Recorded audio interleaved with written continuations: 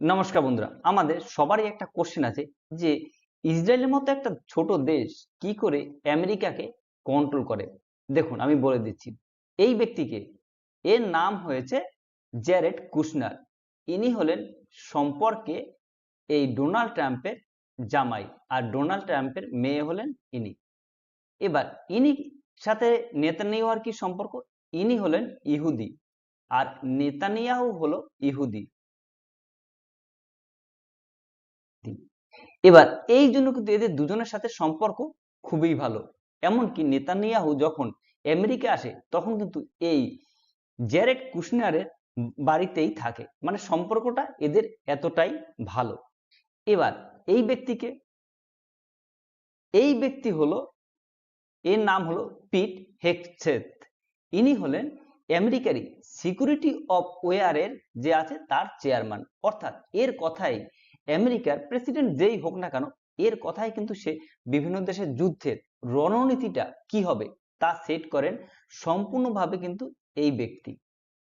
এবার বলা হয়ে থাকে ডোনাল্ড ট্রাম্প যখন আমেরিকার প্রেসিডেন্ট হয় তখন এই ব্যক্তির আন্ডারে বড় বড় প্রায় 20 জন অফিসার ছিলেন।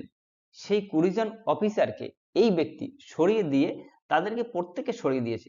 সরিয়ে দিয়ে সে নিজের 20 জন লোককে নিয়েছে এবং এর নির্দেশেই কিন্তু সমস্ত কাজ করে থাকেন এই ডোনাল্ড ট্রাম্প।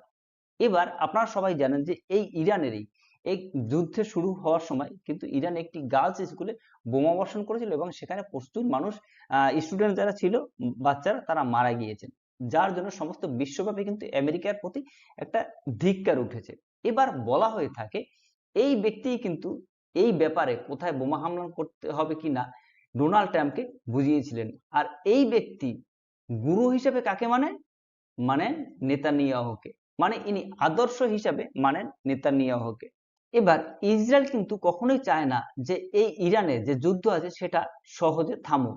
ইসরায়েল চায় যে যুদ্ধটা দীর্ঘস্থায়ী হোক এবং এই ইরানকে সম্পূর্ণরূপে ধ্বংস করে দাও। কারণ ইরান যদি শক্তিশালী হয় সেটা সবচেয়ে বেশি থ্রেট হবে একমাত্র এই ইসরায়েলের জন্য। কিন্তু সেই জন্য ইরানকে একদম নির্মূল করে দাও, এটাই কিন্তু চায় নেতানিয়াহু সরকার, ইসরায়েল। আর এই জন্যই কিন্তু ইসরায়েলের ফাঁদে বিভিন্ন ভাবে কিন্তু এই আমেরিকা পড়ে যায়। এমনকি এই ইসরায়েলের কিন্তু ব্ল্যাকমেলে শিকার হয় মার্কিন প্রত্যেক প্রেসিডেন্ট, এবং এই কথা বুশ পর্যন্ত তিনি কিন্তু স্বীকার করে নিয়েছিলেন যে কোনো না কোনো ভাবে আমেরিকার যে প্রেসিডেন্টই থাকুক না কেন তারা কিন্তু প্রত্যেকেই এই ইসরায়েলে কিন্তু ব্ল্যাকমেলে শিকার হয়ে যায়। আমেরিকার যেই প্রেসিডেন্ট হোক না কেন সে কিন্তু সবসময় এই ইসরায়েলের জালে বন্দী হয়ে থাকে। আর সেই জন্যই ইসরায়েল যা বলে সেই অনুযায়ী কিন্তু তারা চলতে এক প্রকারে বাধ্য। এই ব্যাপারে আপনার কি মতামত তা অবশ্যই আমাদের কমেন্ট সেকশনে লিখে জানাবেন।